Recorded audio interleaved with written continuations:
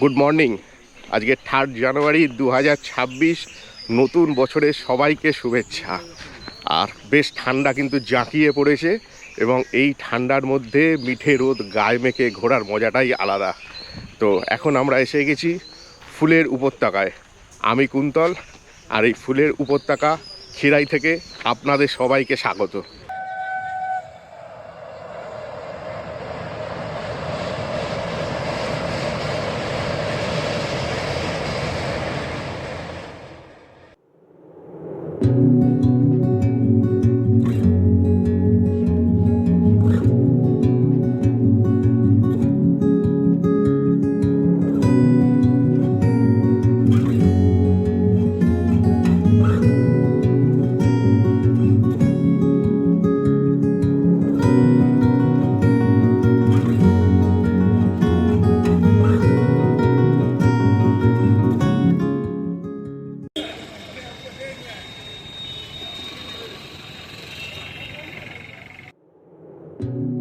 খিরাই যাওয়ার জন্য হাওড়া স্টেশন থেকে দক্ষিণ পূর্ব শাখার মেদিনীপুর, খড়গপুর এবং বালিচক এই 3টি লোকাল ধরেই পৌঁছে যেতে পারবেন খিরাই।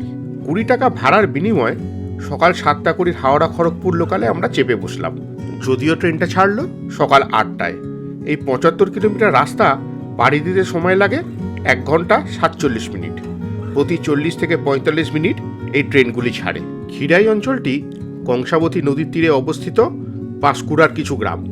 শীতকালে দোকানডা, পশ্চিম কল্ল, ভবানীপুরের মতো গ্রামগুলিতে ফুলের চাষ হয়। শীতকালে খিরাই সেজে ওঠে ফুলের সাজে। সেই কারণেই খিরাইকে বলা হয় পশ্চিমবঙ্গের ভ্যালি অফ ফ্লাওয়ার্স। গ্রামের পথে হাঁটতে হাঁটতে কৃষকদের পরিশ্রম আর প্রকৃতির ভালোবাসা একসঙ্গে অনুভব করা যায়। খিরাই শুধু একটা ট্রাভেল ডেস্টিনেশন নয়, এটি শান্তির এক অনুভূতি।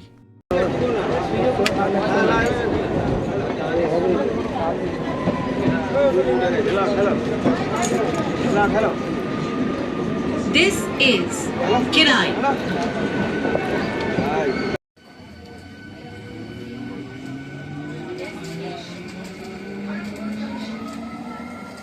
ঘড়িতে বাজে 9:55, আমরা পৌঁছে গেছি খিরাই স্টেশনে। আর হাওড়া থেকে আমাদের ট্রেন ছেড়েছিল কিন্তু 8টায়। আর ঠিক যেদিকে ট্রেনটা গেল তার উল্টো দিকে হাঁটা লাগাবো। আগে কিন্তু লাইন বরাবর হাঁটতে হতো খিরাই যাওয়ার জন্য, তো এখন কিন্তু দেখে নিন, এই যে এখানে রাস্তা তৈরি হয়ে গেছে, এই রাস্তা দিয়েই আমরা নেমে পৌঁছাবো। আগে কিন্তু নেমে এই রেল লাইন দিয়ে হেঁটে যেতে হতো, আর এখন কিন্তু বর্তমানে এখান দিয়ে সিঁড়ি করে দিয়েছে। এদিক দিয়ে সোজা রাস্তা, এই রাস্তা দিয়ে কিন্তু যাওয়া যায়। আর গাড়িও রয়েছে, এই গাড়ি 20 টাকা করে ভাড়া নেয়, একদম খিরাই গার্ডেনের সামনে নামিয়ে দেবে। তবে এখানে গাড়ি থাকলেও আমরা সিদ্ধান্ত নিলাম যে পায়ে হেঁটে যাব, কারণ এই প্রকৃতির মাঝে এসে হেঁটে হেঁটে এই প্রকৃতি দেখতে দেখতে যাওয়ার মজাই আলাদা।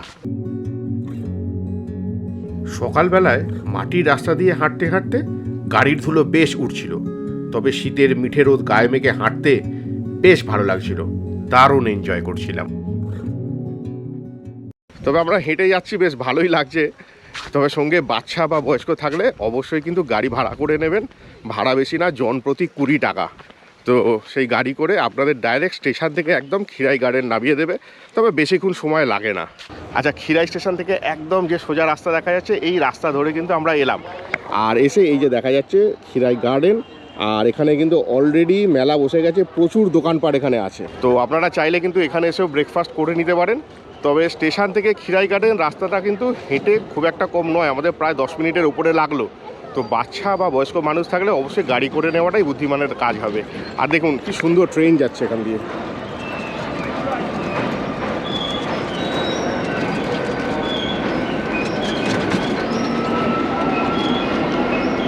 অপূর্ব সুন্দর পরিবেশ।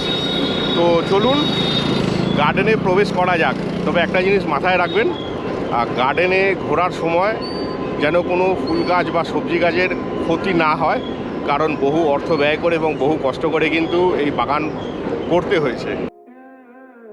जाने ये कैसी रातें आई, उसके सपने मेरे आंखों को भा गई। बातें कुछ ऐसी वो कह के गई, मेरे इन धड़कनों में यूं समा गई। ख्वाब जो मेरे अब इनको बना दे बाहों में तेरे दे जगह। अब मुझे बोलना है सारी वो जो बातें दिल में है।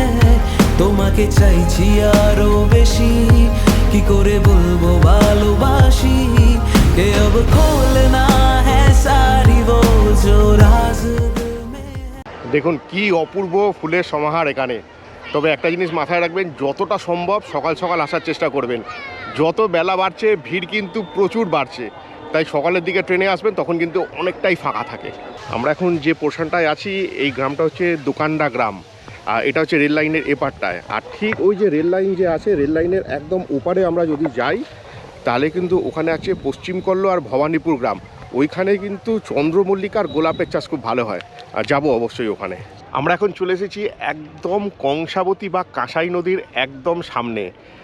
এই কাঁসাই নদী কিন্তু পুরুলিয়ার ঝালদা থেকে উৎপত্তি হয়েছে এবং বাঁকুড়া, পশ্চিম মেদিনীপুর, পূর্ব মেদিনীপুর হয়ে কিন্তু বঙ্গোপসাগরে গিয়ে মিশেছে। আর এই নদীর জল যখন বর্ষার সময় উপরে উঠে যায়, তারই কিন্তু সুন্দর ওই পলি মাটিতে কিন্তু এই ফুলের চাষ হয়। তবে এবারে বর্ষা যেহেতু অনেক দেরি করে শেষ হয়েছে, এবারে কিন্তু ফুল চাষ অনেকটাই লেটে স্টার্ট হয়েছে। মেলা শুরু হয়েছে 25শে ডিসেম্বর 2025 থেকে, আর মেলা চলবে কিন্তু 14ই ফেব্রুয়ারি 2026 অবধি। আসলে শীতকালে এই জায়গা ঘোরার জন্য আদর্শ। এক বেলায় অল্প পয়সায় ঘোরার জন্য কিন্তু দুর্দান্ত এই জায়গা। শুধু ফুল নয়, অসংখ্য সবজির গাছও কিন্তু এখানে হয়েছে, যেগুলো আমরা শহরে দেখতে পাই না। তবে এই সমস্ত এরিয়ায় কিন্তু সবজিরও চাষ টুকটাক হচ্ছে।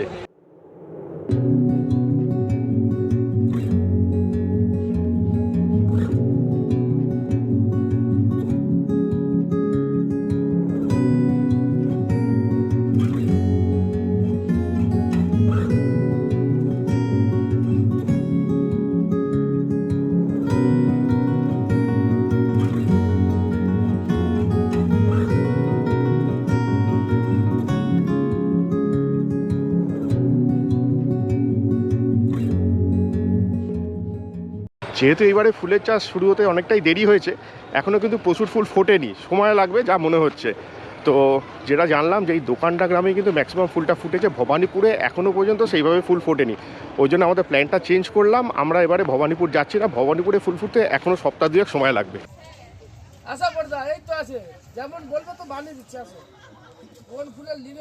আচ্ছা, এখানে কিন্তু প্রচুর স্টল আছে, চাষ হওয়া ফুলগুলো কিন্তু বিক্রি হচ্ছে। আপনারা কিন্তু প্রিয়জনের জন্য বাড়িতেও নিয়ে যেতে পারেন। দেখুন অত্যন্ত সুন্দরভাবে সাজিয়ে রেখেছে এখানে। এখানে এগুলো চাষ হয়েছে।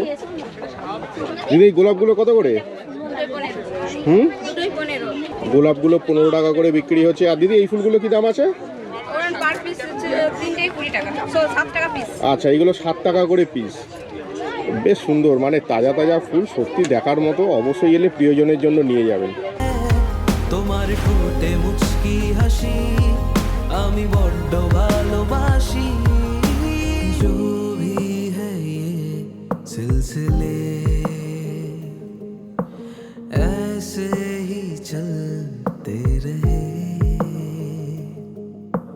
तू साथ तो है ना